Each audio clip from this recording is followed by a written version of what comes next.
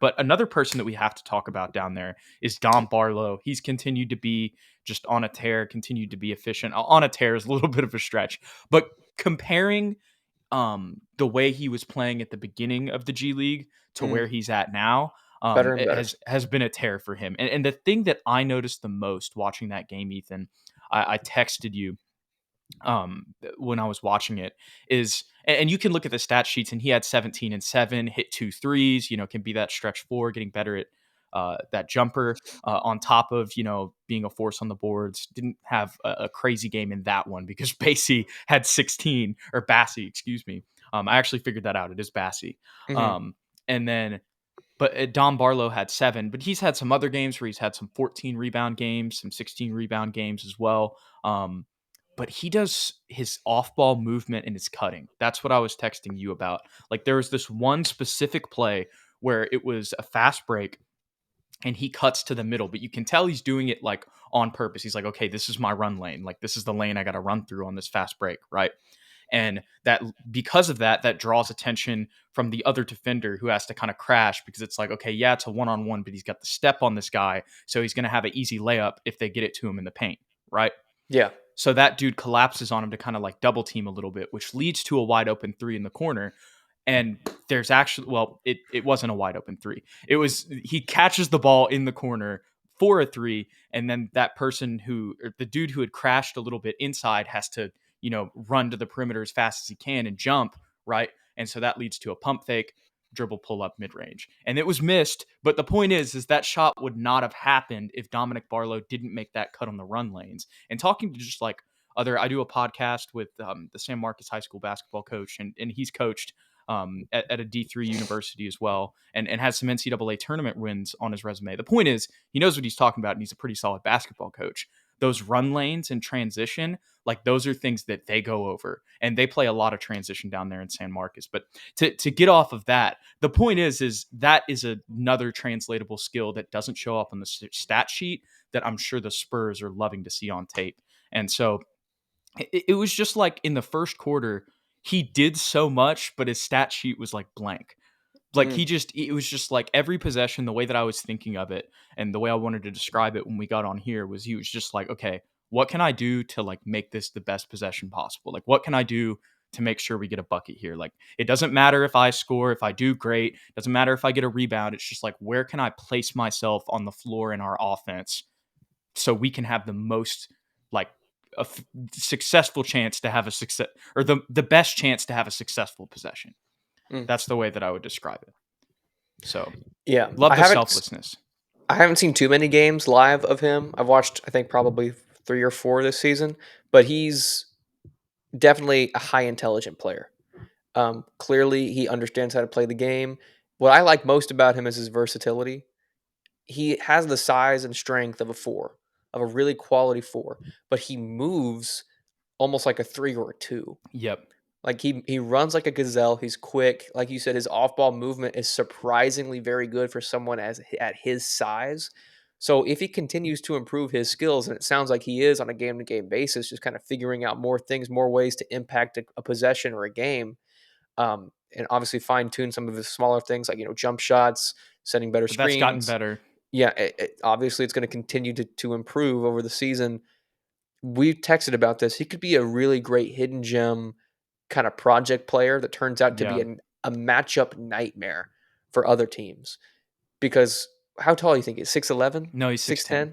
Yeah. 6'10". That's for the Spurs list him, at least. To run as he does, it sounds like he's kind of has what the Spurs were hoping to get out of Luka Samanic, but with a much better mindset.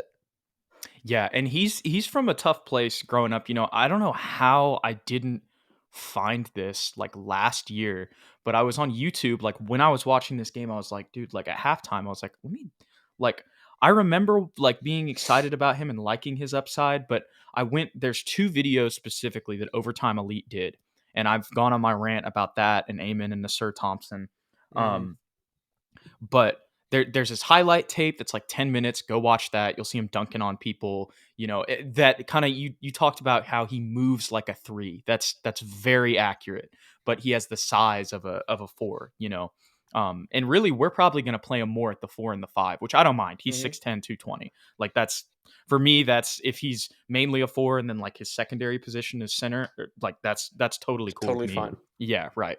And especially I mentioned this so many times. They're the prime example, but it's like eventually when we move him up, that would be like a great person to play against Alperen Sengun. You know what I mean? Mhm. Who's Yeah. also 6'10". That he would match up great with the Rockets. So in those type of situations, it's good to have his versatility there. But there's the video with this highlight tape that's like 10 minutes. Go watch that because there's a ton of highlight plays.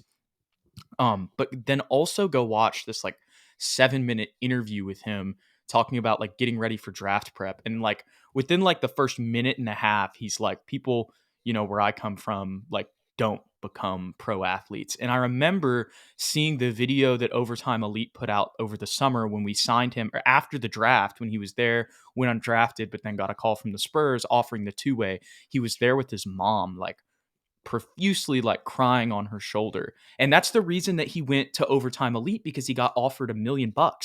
Like Mhm. he was going to go play, I think it's some academy, and then like try to go play college. Like he was still like kind of in that mindset of like, okay, I probably got to go play college. But then Overtime Elite came around, offered him that, and he was somewhere else before. He was also on the New York Rens of EYBL.